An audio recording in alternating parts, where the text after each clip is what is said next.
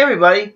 Well, I know that this is a bit earlier than usual for me to be putting a video up on YouTube, and I know that I don't have a six string here in my lap, but I kind of been wanting to do this list for a while, and it's a list that I think most of you probably know who's going to be on it, but it's the list of my top 10 best musicians, singer-songwriters, or groups that are out there. This is just my personal opinion, and seeing how we're only about 2 days away from Thanksgiving, I guess you could almost say the top 10 musicians that I'm the most thankful for, / best ones out there. I guess that's going to be what I'm going to call this video, but yeah, I decided to do this vlog, and, well, I think, I'm just going to say this. I had the list written out right here in my bed,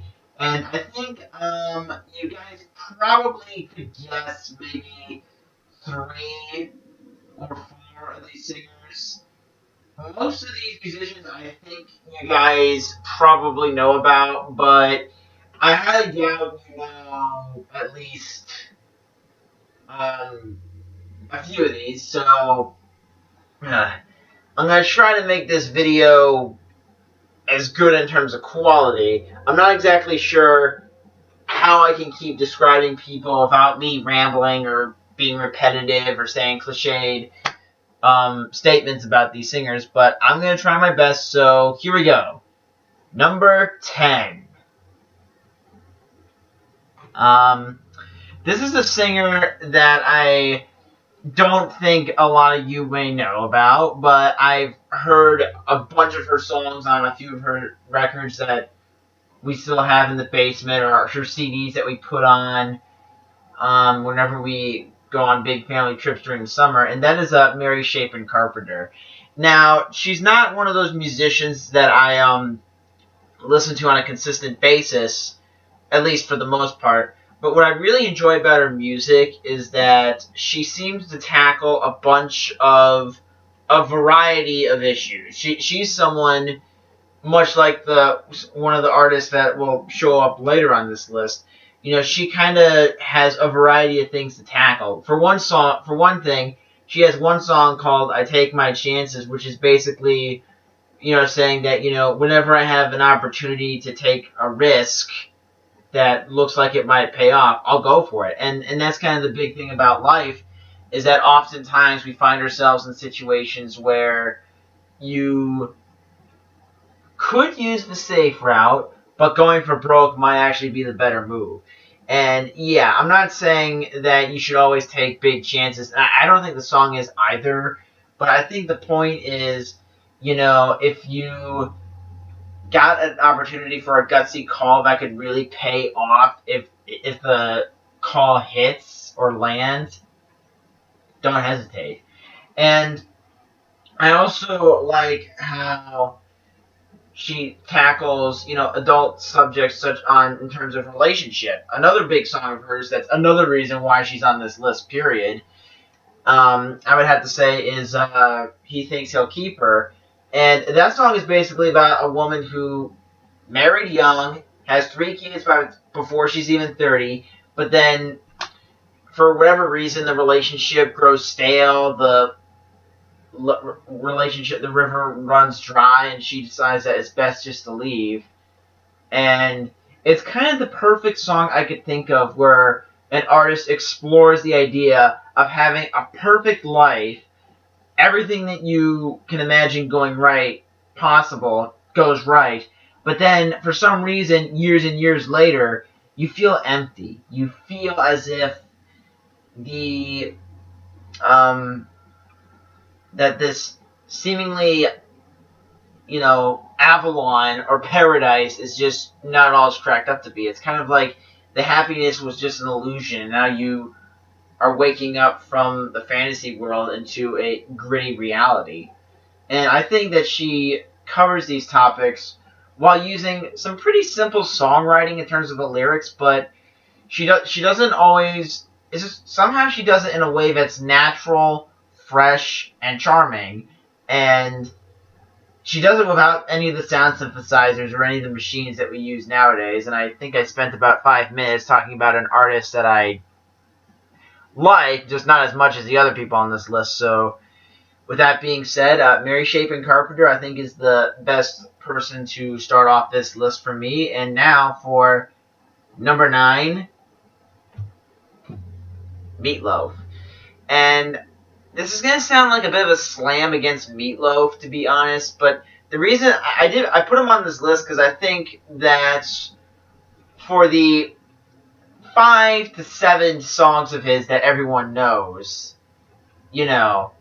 I think that's, it's just the very few hits that he has are so epic, so grand, almost operatic, that they're really hard to turn down. Now, some people might get turned off by the fact that a lot of his songs are super long, like Bat Out of Hell is almost 10 minutes long, Paradise by the Dashboard Light is almost 8.5 minutes, I Would Do Anything for Love is over 12 minutes long worth of music, so I can understand why some people would find that a bit bothersome.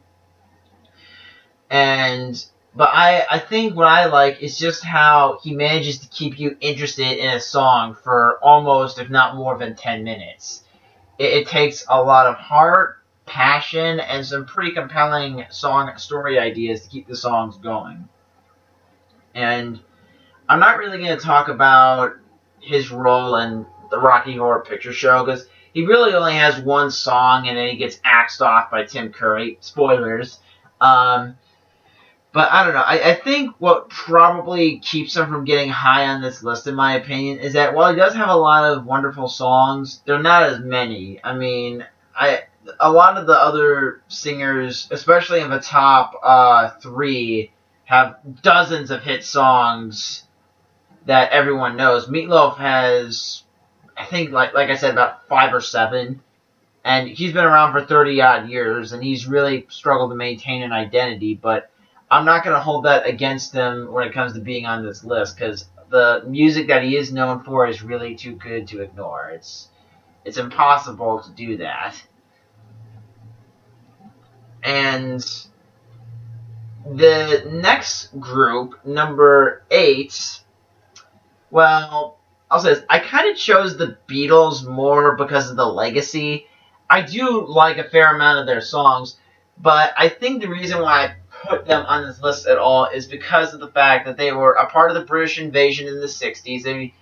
They were one of the early bands that really helped revolutionize rock and roll after Elvis and Bill Haley and his Comments and Chuck Berry and all those guys, were the founding fathers of the genre.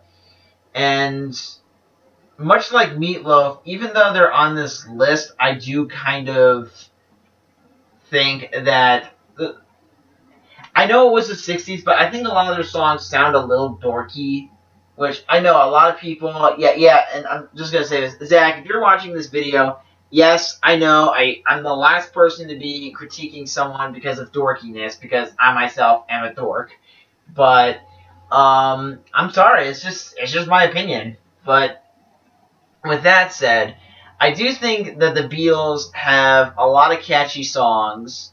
I do think that they were probably the closest thing that we had to a successful boy band in rock music or in music in general for quite a few decades.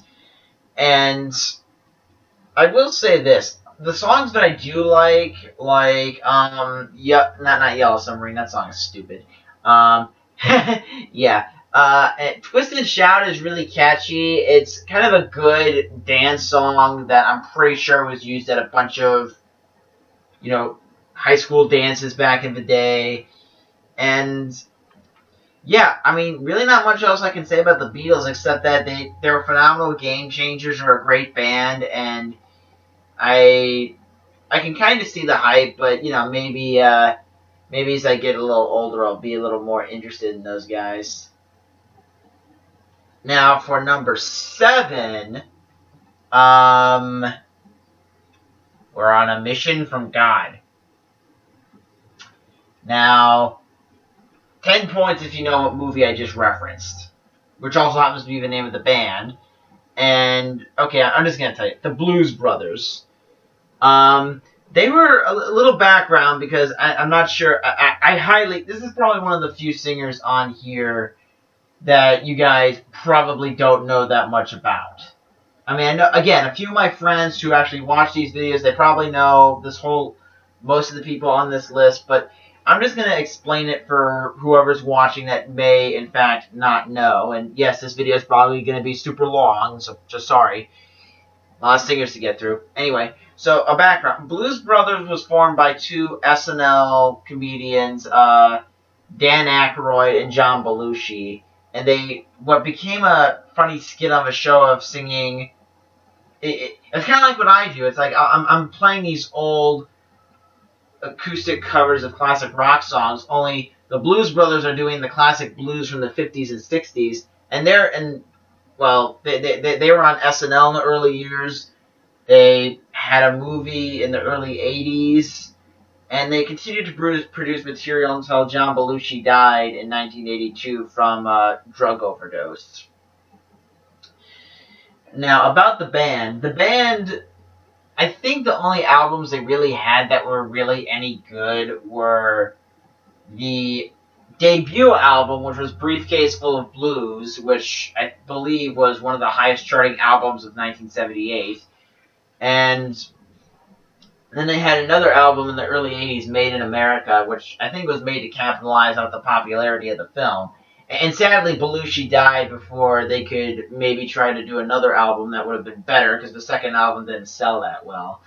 But at the same time, what I really like about the Blues Brothers is that it's just a combination of, electric guitars, piano, bass, horn section, and it's the kind of music that seems fresh and new, and you just kind of wish music was made more like it. And basically, with all the singers on this list, I kind of miss the old days of when they created songs, and it was just a combination of jazz, rock, blues, and the energy is just flat out infectious.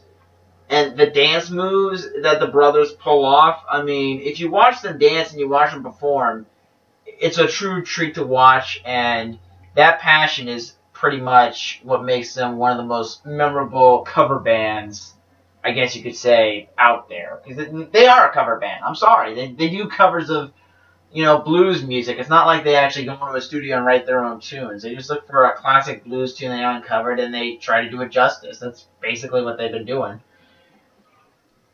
Now, number 6, and now some of you might be mad, but not for the reason you think. You may be mad. Okay, number 6, Michael Jackson. Now, what I was getting at before, some of you might be mad that, not because Michael Jackson's on the list, he's a phenomenal performer, but some of you might get pissed off at the fact that he's not even in the top 5. Let me explain. Now, while I do think Michael Jackson revolutionized the idea of dance pop, and he's inspired dozens of the artists that are popular now, I just never really got into his music. I mean, I know all his songs. I love Beat It, Thriller, Billie Jean, Bad, Don't Stop Till You Get Enough, etc. But I'm more of a rock and roll kind of person. I like pop music, but I think with Michael Jackson, as revolutionary and groundbreaking as some of his albums were, it just kind of seems like he is just going bigger and crazier. And I know that he's been dead for 7 years, and I know that, well for me anyway, I kind of always knew a bit about his music, and I liked it fine. Honestly, I never really knew most of his material until I was learning his music for a Michael Jackson medley in my high school chorus for the spring concert one year. I didn't really pay that much attention to him, but what gets him on this list is the stylized dance moves that he can pull off were amazing. I remember when they were releasing the This Is It movie as like their last ditch effort to cash in on Michael Jackson's popularity. I think what I really liked about him is that he just seemed to be very athletic. He still seemed to make all these incredible dance moves that most people could probably not pull off. And I think it's that high stylized dancing that has gotten him as much praise. And his music is really catchy, very memorable, and it's also been parried a few times, but I still think that his talent is amazing. He may have made quite a few mistakes as a person off the stage, but I'm not here to judge the moral fibers of these musicians. I'm here to judge what they brought to the table in terms of music and how it affected me. So I think with Michael Jackson, I think he's probably the biggest name on this list. But there are a few other names that the top 5 are bigger names than Michael Jackson, in my opinion. And if you're offended by the fact that Michael Jackson isn't in the top 5 or isn't number 1, make your own top 10 list and put him that high if you feel so angry about it. I'm sorry, it's just my list, my opinion, tough. And so, number 5, Journey. And everyone knows Don't Stop Believin', so the number 5 spot. Everyone knows Journey, everyone knows Don't Stop Believin'. In fact, Glee has made a few covers of that song, of a lot of Journey songs. That's kind of been their favorite. Don't Stop Believin' is basically Glee's theme song, and I digress. But the reason why Journey is on this list, I really hate to say that it's one song that got him this far, but I think it is. I think it really is that song. You know?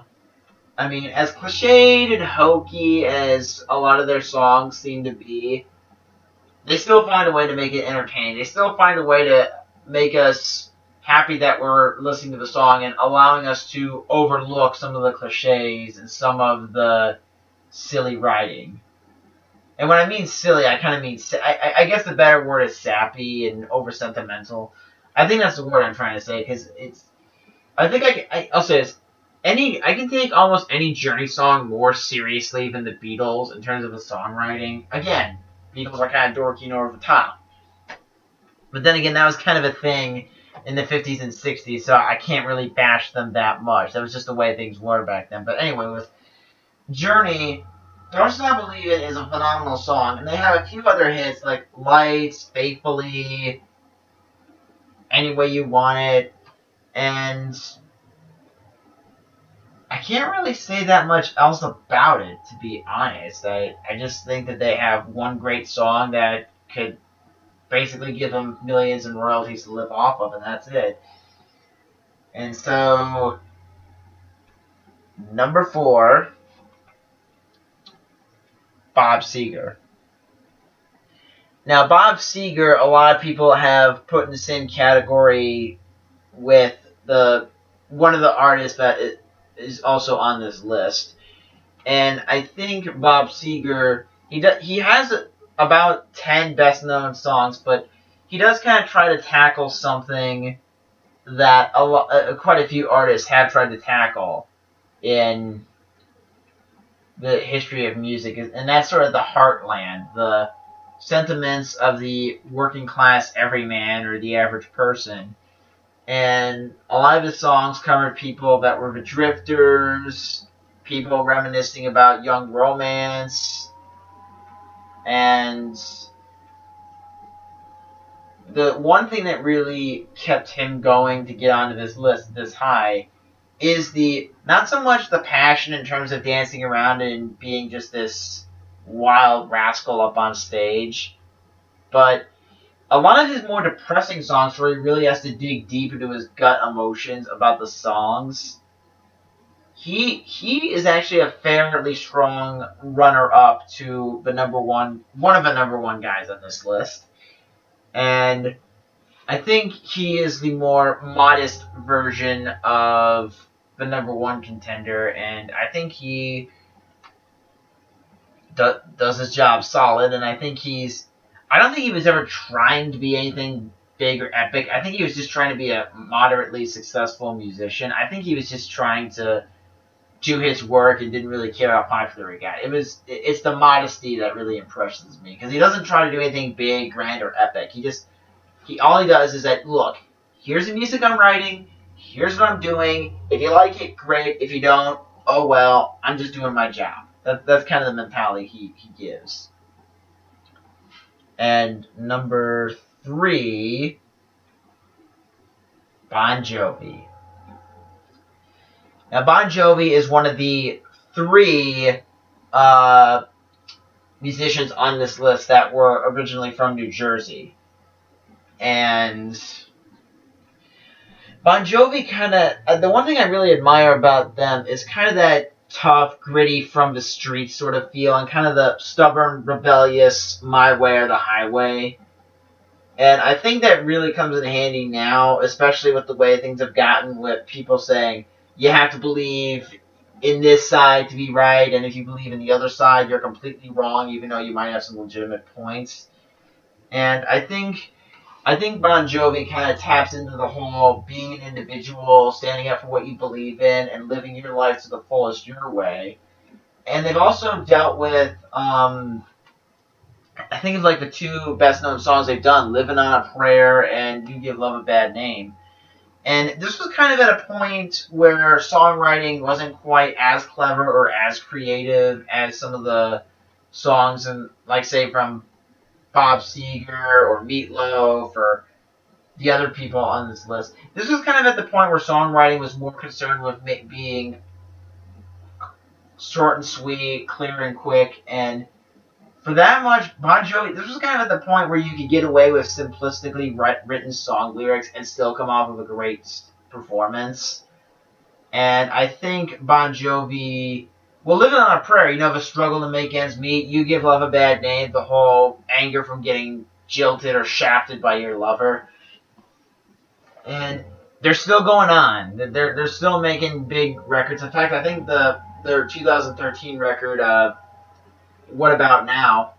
That album debuted at number 1. So Bon Jovi still has it.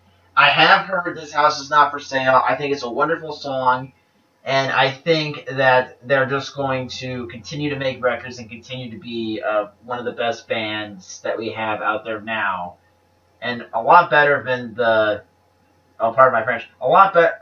They're probably one of the many artists on this list that are a lot better than the bullshit we call music nowadays. And I'll try not to swear anymore in the video. I'm sorry.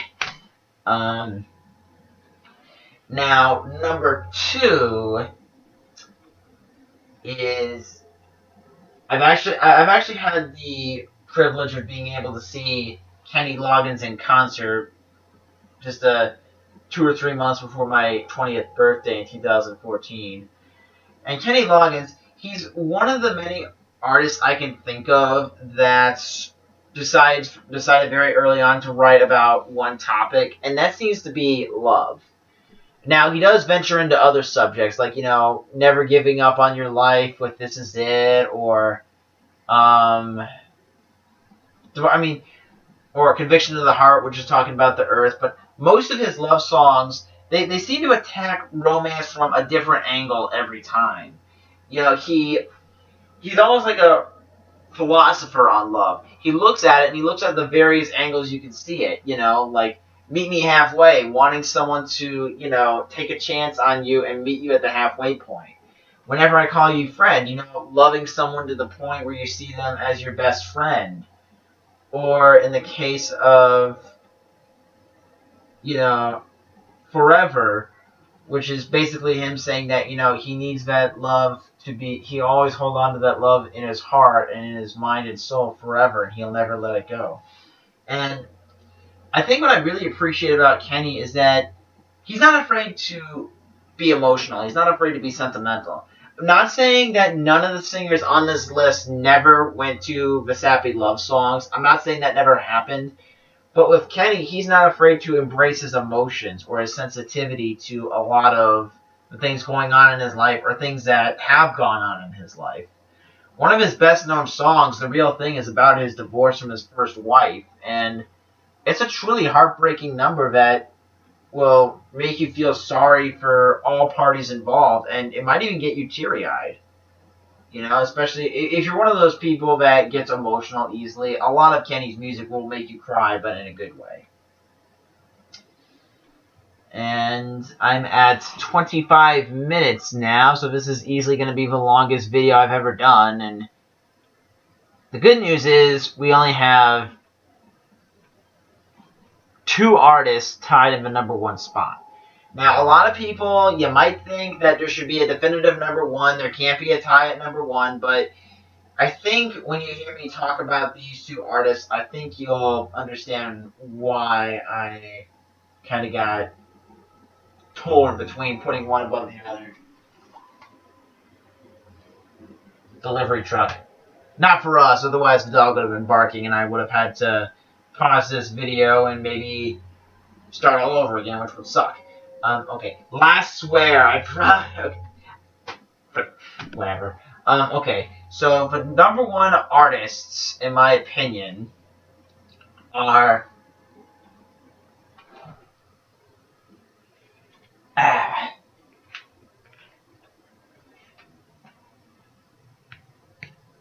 Bruce Springsteen and Garth Brooks. Unfortunately, I don't have a vinyl of any of Garth's records up here, so I can't show him in the video, but I think I'll talk about the one reason why I put them both at #1 is that they do cover some similar territory as Bob Seger, with the working class everyman, the struggles of everyday life.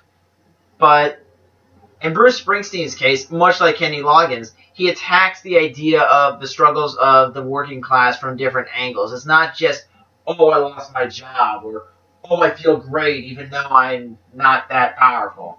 You know, I mean, he looks at it more in a more emotional way. You know, he looks at it from a variety of angles, and he doesn't just cover, you know, the struggles of the working class. He's done gang violence, the Vietnam War, love, romance, and he's talked. One of his songs is about a man who's struggling to make ends meet, and his girlfriend leaves him, and he hallucinates hearing her cry, and then when he runs out into the woods to see where she is, he realizes that it was all just a dream, and he's left there in the remains of his life, just crying his life away. And that song is Downbound Train, and that's using the metaphor that this downbound train is a metaphor for how this person's life is going south.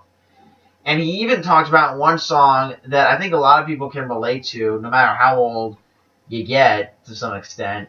The glory days, you know, thinking back to when you were when things were great, back when you were young, and when things seemed simpler and nicer, and yeah, he did cover a lot of stuff, and he even covered lust and romance. I'm on Fire. There's a song where he's lusting after this woman, and he's kind of having it tear him apart a little bit, and his hormones are driving him crazy as he's trying to keep it set. And Bruce is such a class act. I mean, he never tries to be... I mean, he can go bigger and better than Bob Seger, because you all know people who know Bruce Springsteen, he has like dozens of songs that are amazing.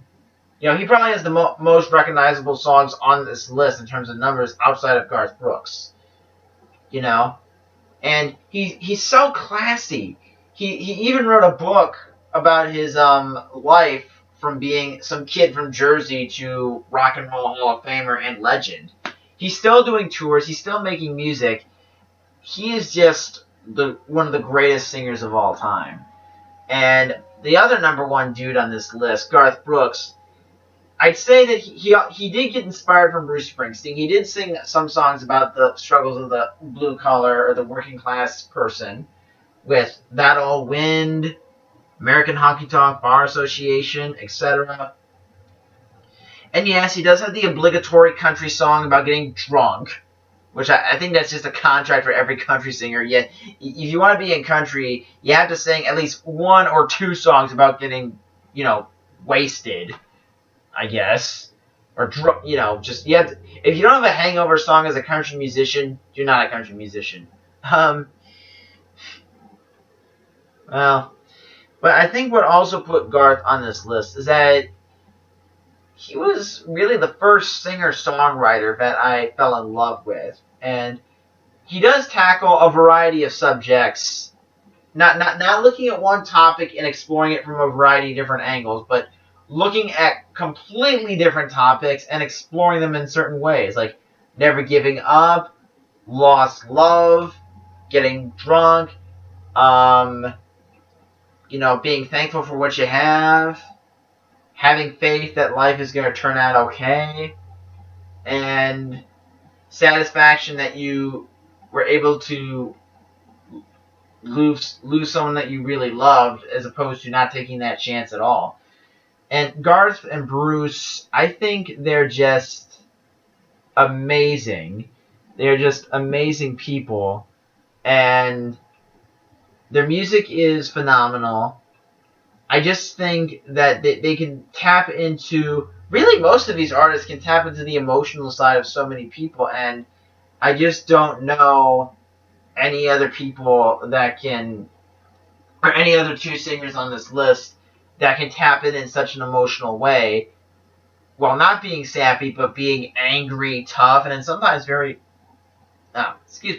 and sometimes being very optimistic and passionate at the same time. And, well, that's my top 10 list, and I don't think I'll ever make a video quite as long as this, so I hope you enjoyed my video, and if you disagreed with any members in the countdown, that's fine. And, by the way, one more thing. If you want to give me a list of your favorite singers and talk about why they mean so much to you, leave them in the comment section below. That would be very fun to see, and I would really enjoy to see what other people consider great musicians, even if they are terrible singers. I'm kidding. Bye.